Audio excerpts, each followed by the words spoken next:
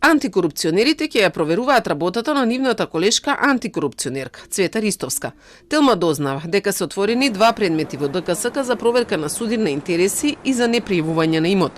Членовите на комисијата ќе проверуваат дали е законски таа да е нивен член, додека фирма на незиниот син добивала пари во кампања за председателските избори во 2024 година.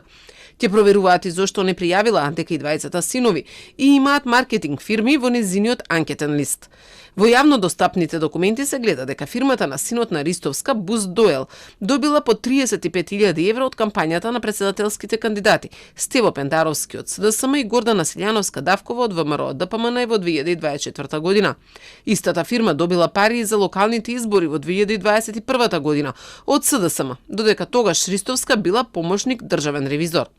Партијата Левица пак откри дека Ристовска не ги пријавила фирмите на своите деца во незиниот анкетен лист. Во одговор на прашањата на Телма, Ристовска тврди дека работи законски, а дека додека била ревизорка за проверка на партии, фирмата на синот не добила пари од партиите. Во мојата работа до денес постапувам законито, професионално и посветено, со целосен личен и професионален интегритет. Во сите случаи каде се појавува перцепција за можен судир на интереси, постапувам законски, барам да бидам иземена од постапување и одлучување.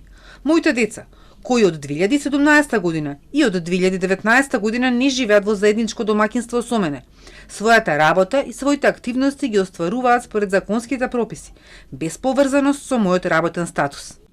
Инаку Телма пред повеќе од една година го објави скандалот со Ристовска, која беше известител во ДКСК за случајот со лажната диплома на директорот на АНБ Бојан Христовски.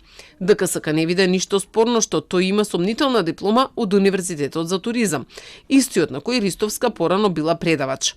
Левица претходно објави дека блиска личност на Ристовска е вработена во архивата на комисијата и така било контролирано давањето на предметите и најави дека ќе бара незина интерпелација, зашто треба да одлучува собранието.